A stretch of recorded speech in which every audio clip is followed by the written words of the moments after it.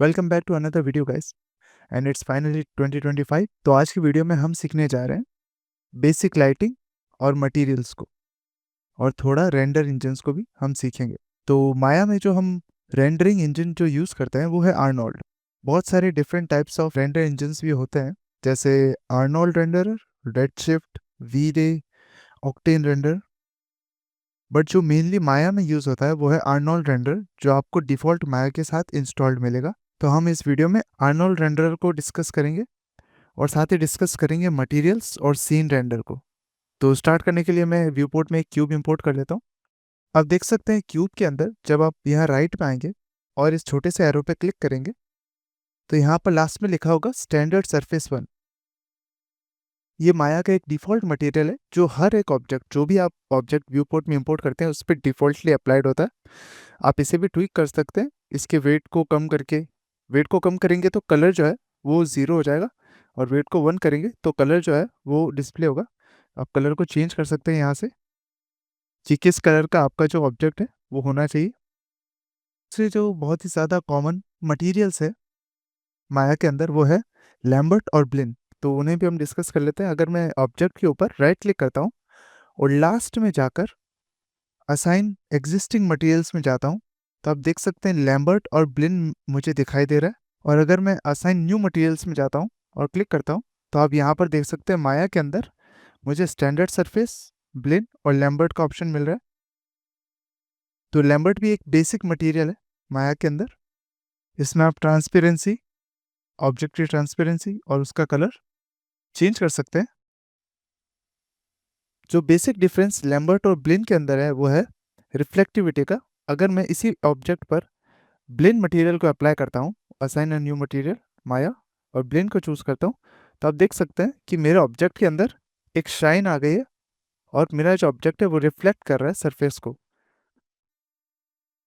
इस कलर को अगर मैं थोड़ा डार्क कर लेता हूँ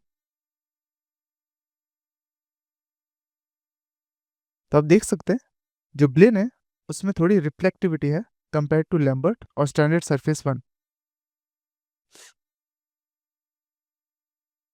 पर जो मोस्ट कॉमन मटेरियल मेनली माया में यूज होता है वो है आर्नोल्ड मटेरियल या फिर ए आई स्टैंडर्ड सरफेस 1। तो आर्नोल्ड मटेरियल को एक्सेस करने के लिए आपको फिर से राइट क्लिक करना है ऑब्जेक्ट पे और assign a new material option पे क्लिक करना है। आपके पास ऑप्शन आ जाएंगे माया और आर्नोल्ड इंजन के, और आपके पास दो ऑप्शन आएंगे माया और आर्नोल्ड। डिपेंड करता है आपके पास कितने रेंडरर्स का प्लगइन इंक्लूडेड है माया के अंदर। तो उस हिसाब से आपके पास वीरे या ऑक्टेन का भी ऑप्शन यहाँ पे डिस्प्ले करेगा, और उनके जो मटेरियल्स है इंडिविजुअल वो भी डिस्प्ले करेंगे। फॉर नाउ मैं आर्नोल्ड पे क्लिक करके जो ए आई स्टैंडर्ड सरफेस 1 है, the most common material used in Arnold render, तो उसे मैं सेलेक्ट कर लेता हूँ। आप देख सकते हैं मेरे एट्रीब्यूट एडिटर में बहुत सारे ऑप्शंस जो हैं वो आ गए हैं, और क्यूब के रिलेटेड जो ए आई स्टैंडर्ड सरफेस 1, जो ए आई स्टैंडर्ड सरफेस 2 मटेरियल है वो हमें यहाँ दिखाई दे रहा है। आपको कोई और मटेरियल जैसे लैम्बर्ट और ब्लिन यूज़ करने की ज़रूरत नहीं है। अगर आप माया में ही रेंडर कर रहे हैं और आर्नोल्ड से रेंडर कर रहे हैं तो आपको ए आई स्टैंडर्ड सरफेस 1 में सारे ऑप्शंस जो है वो मिल जाएंगे। फॉर एग्जाम्पल अगर मैं क्यूब का कलर चेंज करना चाहता हूँ तो मैं सिंपली कलर पर क्लिक करके उसका कलर जो है HSV वैल्यू से चेंज कर सकता हूँ।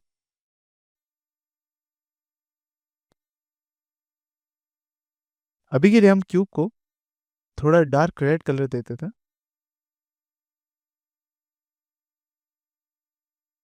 अब कलर के नीचे ही हमें रफनेस का ऑप्शन भी दिखाई दे रहा है। अगर मैं ऑब्जेक्ट की रफनेस को इंक्रीज करता हूँ तो जो मेरा ऑब्जेक्ट है वो लेस अमाउंट ऑफ लाइट को रिफ्लेक्ट करेगा। तो इसे भी हम इंक्रीज करके देख लेते हैं। तो यू कैन सी कि हमारा जो ऑब्जेक्ट है वो लेस अमाउंट ऑफ लाइट को रिफ्लेक्ट कर रहा है।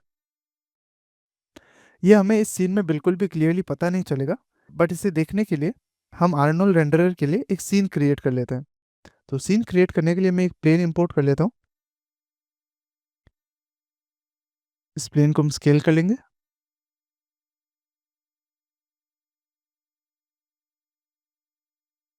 ट्रांसफॉर्म करके इसके सारे सब डिविजन्स को हम रिमूव कर लेते हैं। एच ऑप्शन में जाके आपको इस एच को एक्सट्रूड करना है। ऊपर की तरफ,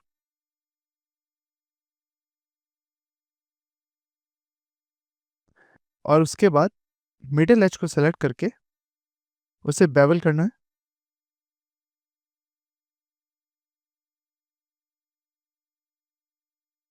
इतना ठीक रहेगा। आप देख सकते हैं एक बेसिक स्टूडियो सीन हमने क्रिएट कर लिया है, जिसके सामने हम अपना ऑब्जेक्ट जो है वो रख सकते हैं। अभी के लिए मैं इस प्लेन को भी एक स्टैंडर्ड सरफेस, एक एआई स्टैंडर्ड सरफेस का मटेरियल दे देता हूँ। अगर आप यहाँ पर क्लिक करेंगे तो आप अपने मटेरियल का नेम जो है वो चेंज कर सकते हैं।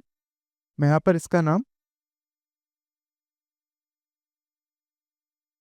प्लेन मटेरियल रख लेता हूँ, because it's a plane behind our cube. इसका कलर हम वाइट कर लेते हैं।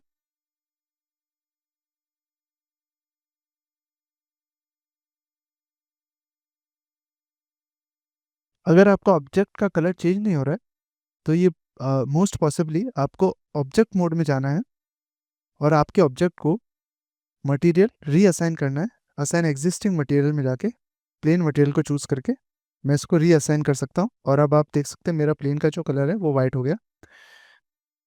डिलीट हिस्ट्री, और यहाँ प्लेन मटेरियल में से मैं कलर को जो है वापस चेंज कर सकता हूँ। क्योंकि भी मैं हिस्ट्री को डिलीट कर लेता हूँ ताकि हमारे पास जो है सिंपल ऑप्शंस ऊपर में दिखाई दे।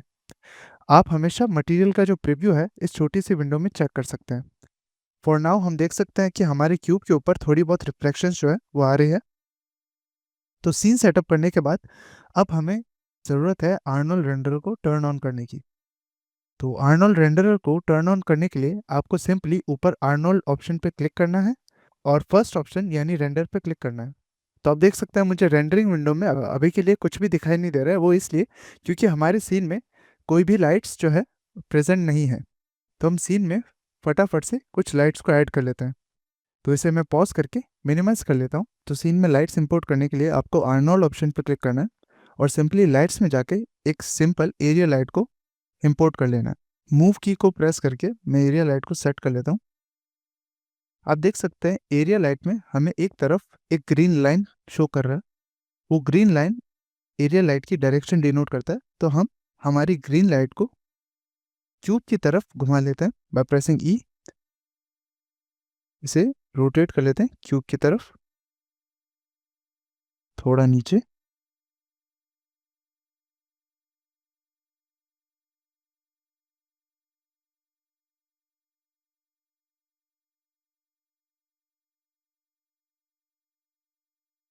एरिया लाइट को हम थोड़ा सा पास ले आते हैं क्यूब के। अब अगर मैं वापस रेंडर इंजन को ऑन करता हूँ, आर्नोल्ड एंड रेंडर,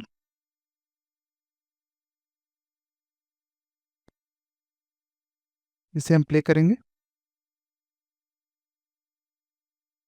तो आप देख सकते हैं हमारे जो क्यूब है वो शो कर रहा है, बट लाइट की जो इंटेंसिटी और एक्सपोजर है वो बहुत ही कम है।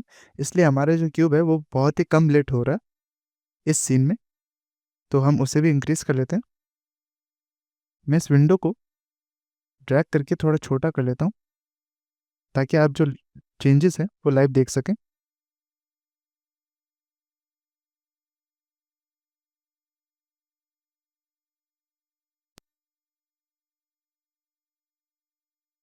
लाइट का एक्सपोजर इंक्रीज करने के लिए आपको सिंपली एरिया लाइट 1 को सेलेक्ट करना है और इंटेंसिटी को इंक्रीज करना है,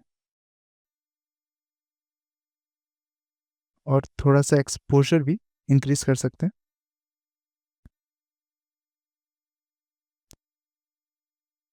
नाउ यू कैन सी कि हमारा जो क्यूब है वो परफेक्टली लेट हो रहा है एक साइड से, जहाँ पर हमने लाइट को प्लेस करा है।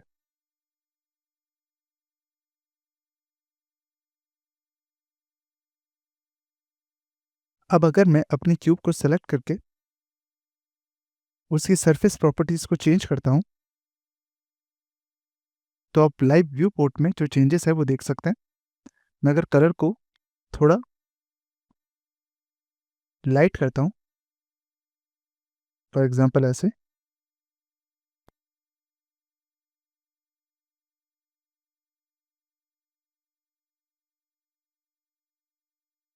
और रफनेस को इंक्रीज करता हूँ, तो मेरी जो लाइट है वो क्यूब की सरफेस पे थोड़ा कम बाउंस करेगी।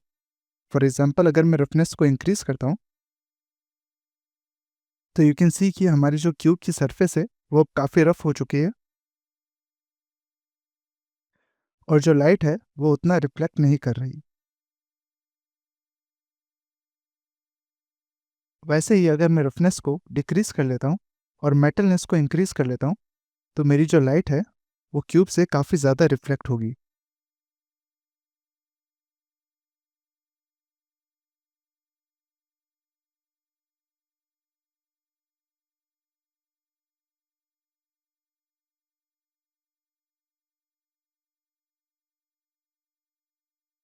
अगर मैं रेफरेंस वैल्यू को इंक्रीज़ करता हूँ, तो आप देख सकते हैं कि कैसे हमारी जो लाइट है, वो कम रिफ्लेक्ट हो रही है और रफनेस वैल्यू जो है सरफेस की वो इंक्रीज़ हो रही है।